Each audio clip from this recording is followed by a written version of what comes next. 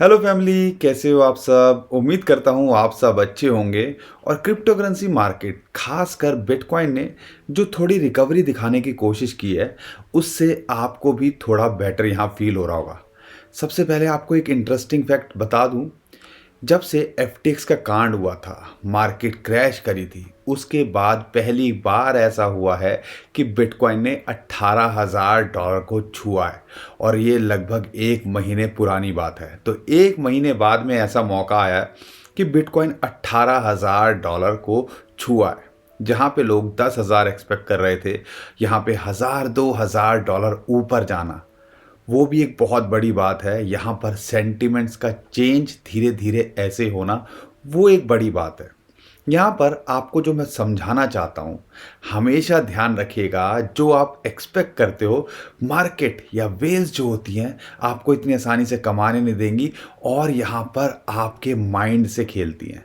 और वही चीज़ आपके साथ हुई, और हमारी वीडियोस के माध्यम से हम आपको यही सिखाने की कोशिश करते हैं कि भैया आप आम रिटेलर की तरह, वीक हैंड्स की तरह मत सोचो। आप वेल्स की तरह सोचो, इंस्टीट्यूशंस की तरह सोचो कि वो खेल क्या करती हैं या वो सोचती क्या हैं, और उस हिसाब से आप अपने डिसीज़न लो, ताकि बेटर जो है अपने आप को कर सको यहाँ पर ट्रेड करने के लिए, और कुछ ना कुछ इस मार्केट से कमा सको। यहाँ पे इम्पॉर्टेंट बात जो समझने की थी कि हम सबको पता था, और आप हमारी पीछे 4-5 वीडियोस देख लीजिएगा, हमने लगातार यही बात आपको बताई थी कि एफओएमसी की मीटिंग तो होनी है। उससे पहले जो सीपीआई जो डाटा है कल रिलीज़ हुआ है, हमने ऑलरेडी बता दिया था कि चीज़ें ईज़ आउट हो रही हैं इंटरनेशनली, और यहाँ पर वो इन्फ्लेशन का जो डाटा है वो थोड़ा कम आता दिखेगा। पिछली बार आया था 7.7, एक्सपेक्टेड था इस बार 7.3, आया 7.1, जिसने मार्केट के अंदर, ग्लोबल स्टॉक मार्केट के अंदर एक सेंटिमेंट्स अच्छे किए, और इंडियन मार्केट भी आज यहाँ पे बेटर करने की कोशिश कर रही है।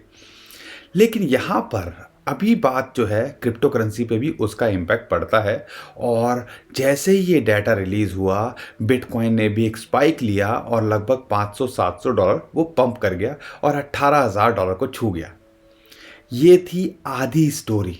अब होगी पूरी स्टोरी आज रात को, क्योंकि आज जो है एफओएमसी की मीटिंग होनी है, और उसके बाद में जो फेड चेयरपर्सन है मिस्टर पॉवेल, वो अपनी कमेंट्री देंगे या स्टेटमेंट देंगे। और उसकी टाइम है 2:30 बजे के आसपास, ईस्टर्न टाइम के हिसाब से। अगर इंडियन स्टैंडर्ड टाइम के हिसाब से देखते हैं तो वो बनता है 1 बजे रात को। ज़्यादातर लोग सो रहे होंगे, लेकिन हमारी कोशिश रहती है कि हम आपको अपडेट करें। तो टेलीग्राम और ट्विटर पे हम अपडेट कर देंगे, तो प्लीज़ अगर फॉलो नहीं किया है तो कर लीजिएगा, नीचे डिस्क्रिप्शन में उसका भी लिंक दिया हुआ है। इतनी मेहनत आप कराते हो तो उम्मीद करता हूँ लाइक, अगर वीडियो पसंद आएगी, आखिरी में ज़रूर करके जाओगे। यहाँ पर 1 बजे जो है वो अपनी स्टेटमेंट देंगे। अब वहाँ निकल के क्या आने वाला है मैं आपको बता दूँ। लगातार 75 बेसिस पॉइंट वो जो है बढ़ा रहे हैं चीज़ों को लेके, और यही चीज़ एक्सपेक्ट की जा रही है कि इस बार भी वो बढ़ाएंगे, लेकिन उसकी पेस जो है वो स्लो डाउन हो जाएगी। 75% लगातार बढ़ना बहुत ही बड़ी बात है। और यहाँ पर जो निकल के आ रहा है अभी, वो भी मैं आपके साथ में शेयर कर दूं। और 2-3 इंटरेस्टिंग चीज़ें हैं, बिटकॉइन के प्राइस के बारे में बात करूंगा, और यहाँ पर इथीरियम के लिए भी मैं बात करूंगा आज खासकर।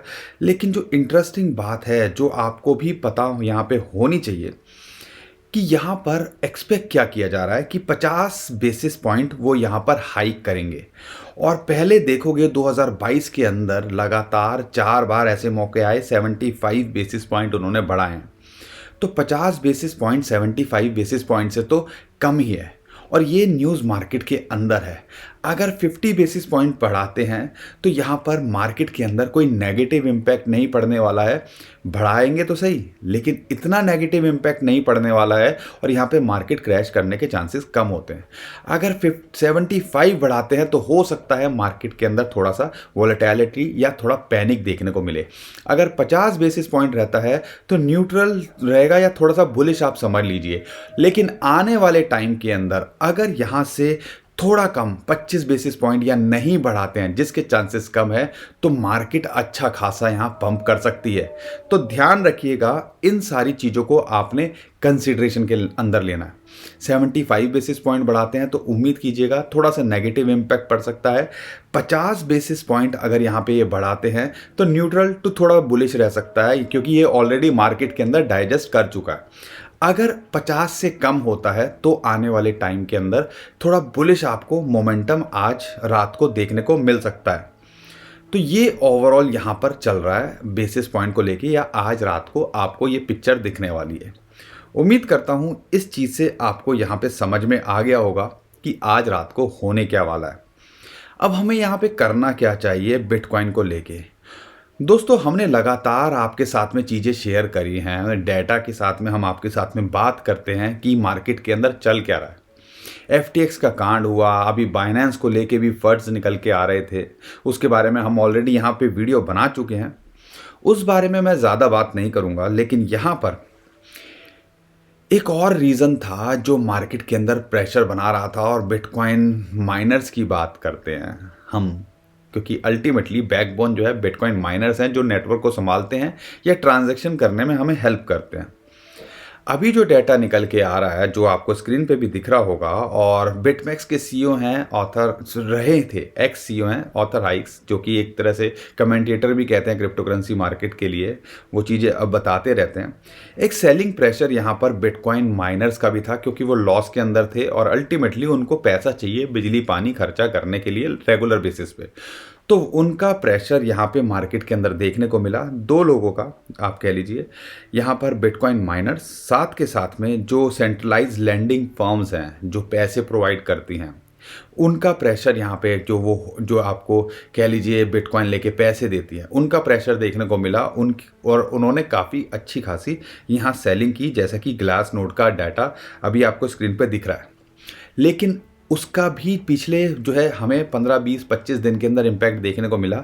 अब वो भी ईज आउट होता दिख रहा है, यानी कि जो प्रेशर, सेलिंग प्रेशर माइनर्स का था, वो भी यहाँ पे कम होता दिख रहा है, जो कि एक अच्छा पॉजिटिव सिग्नल है। लगातार CPI का जो डाटा है वो थोड़ा सा ईज आउट करा, कम हुआ, उसका भी एक अच्छा इम्पैक्ट पड़ा। FOMC के अंदर 50 बेसिस पॉइंट बढ़ाने की बात हो रही है 75 से, उसका भी एक अच्छा इम्पैक्ट पड़ना चाहिए। और माइनर्स का जो डाटा निकल के आ रहा है कि यहाँ पर माइनर्स जो है आपको थोड़ा सा कम जो है अब जो है सेलिंग कर रहे हैं, या ना के बराबर सेलिंग कर रहे हैं, जो कि एक अच्छा सिग्नल यहाँ पर क्रिप्टो करेंसी मार्केट के अंदर है।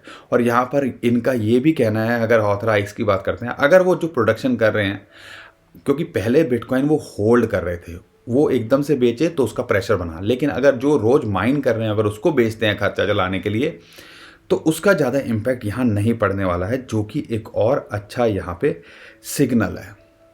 तो दोस्तों, ये सारी सिचुएशन जो है आपको पता होनी चाहिए, और हर चीज़ के लिए आपको अप टू डेट रहना चाहिए। हम आपको लगातार इस बारे में बोल रहे थे कि बिटकॉइन और क्रिप्टो करेंसी मार्केट को लेके अगर आपको लगता है कि ये ख़त्म हो गई है, तो यहाँ पर आप गलतफहमी में हो। टाइगर अभी ज़िंदा है, नहीं, करेक्शन, बिटकॉइन अभी ज़िंदा है। बिटकॉइन को लेके बहुत सारे लोग बहुत सारी चीज़ें बोलते हैं, और हम लगातार कई सालों से ये सुनते आ रहे हैं कि बिटकॉइन यहाँ ख़त्म है, बिटकॉइन डेड है। और इन फ्यूचर भी जब भी मार्केट के अंदर ऐसे क्रैश देखने को मिलेंगे, हमें सुनने को मिलेगा। लेकिन यहाँ पर अगर आपके टेक्निकल्स और अगर आपके फंडामेंटल्स और आपको टेक्नोलॉजी की नॉलेज होगी, तो शायद आप इन चीज़ों को समझ पाओगे बेहतर तरीके से। तो यहाँ पर अगर आपको चीज़ें नहीं समझ में आती हैं, तो सबसे पहले फोकस कीजिए टेक्नोलॉजी पे या चीज़ों को जानने के लिए।